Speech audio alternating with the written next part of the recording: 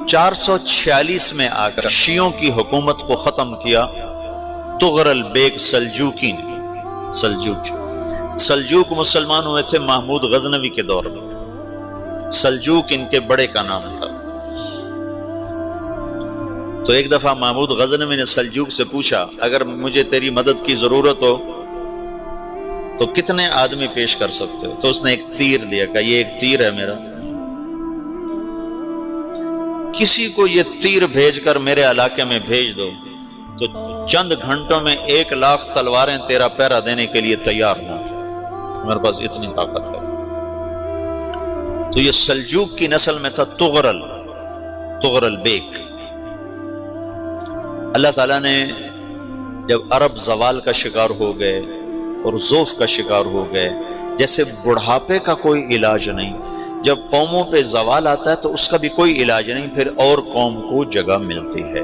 جیسے بڑھاپا ایک فرد پہ آتا ہے، ایسے بڑھاپا قوم پہ آتا ہے۔ قوم کا بڑھاپا جوانی میں نہیں لوٹ سکتا، جیسے فرد کا بڑھاپا جوانی کی طرف نہیں لوٹ سکتا، قوم کا بڑھاپا جوانی کی طرف نہیں لوٹ سکتا، کوئی علاج نہیں، نئی نسل کا آنا ہی علاج ہے۔ تو عرب دھل چکے تھے، 600 سال بہت ہوتے ہیں حکومت کو، اپنی صفات گم کر چکے تھے، اب نئے خون کی ضرورت تھی۔ تغرل بیگ پہلا شخص تھا جس نے آ کر اہل السنت والجماعت کو استحکام بخشا، شیعوں کی حکومت کو ختم کیا، بغداد سے، شام سے، ان سارے علاقوں سے۔ صلاح الدین ایوبی نے اسماعیلی شیعہ کی حکومت کو ختم کیا، مصر۔ العاضد ان کا آخری خلیفہ تھا۔ صلاح الدین ایوبی نور الدین زنگی رحمۃ اللہ علیہ کا پروردہ تھا، اس کا دوست تھا، اس کے دوست بھی تھا، بچہ بھی تھا اس کے سامنے، زیادہ لکھنے پڑھنے کا شوق تھا۔ پھر اللہ تعالیٰ نے اس سے کام لیا اور اس کو مصر کا گورنر بنا کے بھیجا، مصر کی مدد کے لیے بھیجا۔ تو وہاں اس نے صلاح الدین ایوبی نے وہاں ختم کیا، تغرل بیگ نے یہاں ختم کیا۔ تو پھر سلجوک جو تھے نا یہ اقتدار میں آئے، ادھر ختم ہو گئی سلطنت بنو عباس کی، مصر ایک چھوٹی سی ترکوں کی سلطنت۔ تو اللہ تعالیٰ پھر مرکزیت کے لیے ایک نظام چلایا، دو لشکر آپس میں لڑ رہے ہیں ایک میدان میں، ایک جنگلی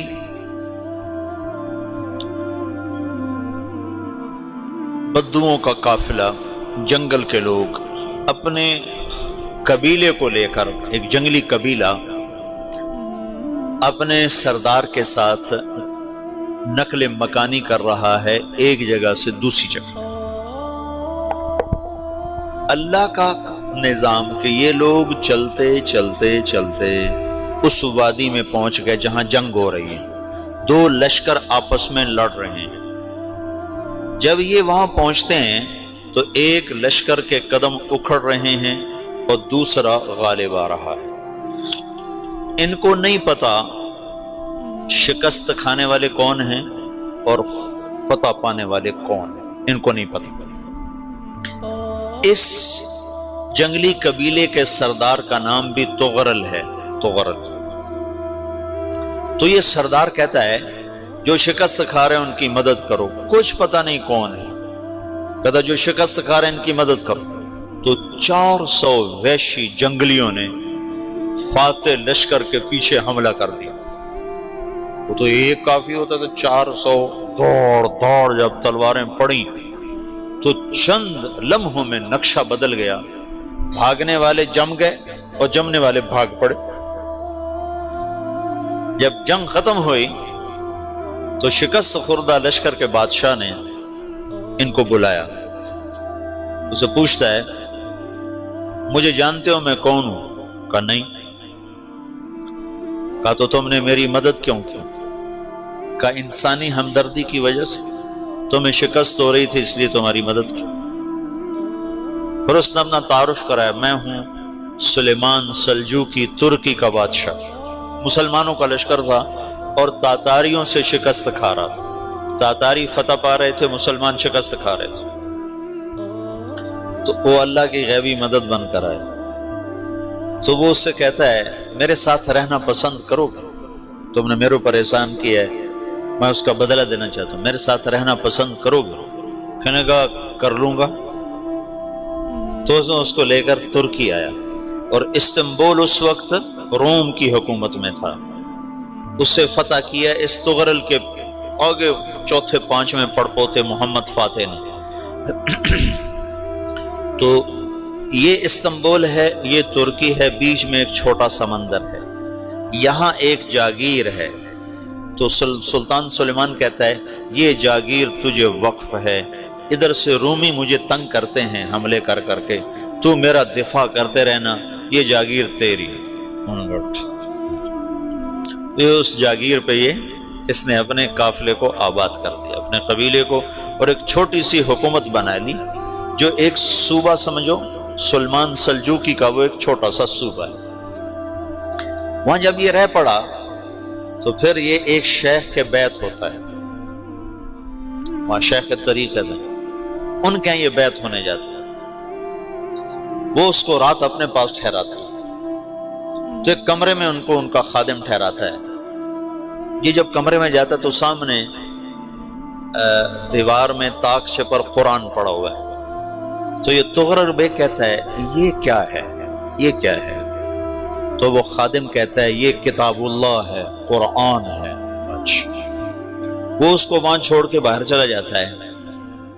وہ دیہاتی آدمی، جنگل کا رہنے والا، پہلی دفعہ زندگی میں قرآن دیکھا، وہ کہتا ہے یہ قرآن ہے، اللہ کی کتاب ہے، میں اللہ کی کتاب کے سامنے سو جاؤں، کتنی بے ادبی ہے۔ تو اس نے ایسے قرآن اٹھایا اور سر پہ رکھ لیا اور کھڑا ہو گیا، ساری رات قرآن سر پہ رکھ کے کھڑا رہا۔ رات کے پچھلے پہر اس کو خواب آیا، کھڑے کھڑے اس نے دیکھا کہ اس کی پشت سے ایک چاند نکلا اور شیخ کی بیٹی کے سینے میں جا کے اتر گیا۔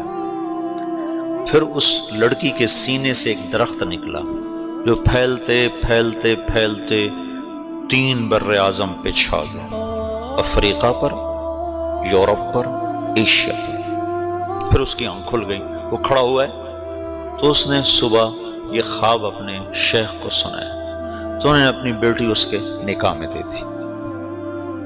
اس بیٹی سے ایک بچہ پیدا ہوا، تغرل بیگ نے اس کا نام رکھا عثمان، عثمانی ترک نام سنا ہوا، جو میں نے کل بتایا تھا کہ 1924 میں وہ خلافت ختم ہوئی۔ تو ایک بیٹا پیدا ہوا عثمان۔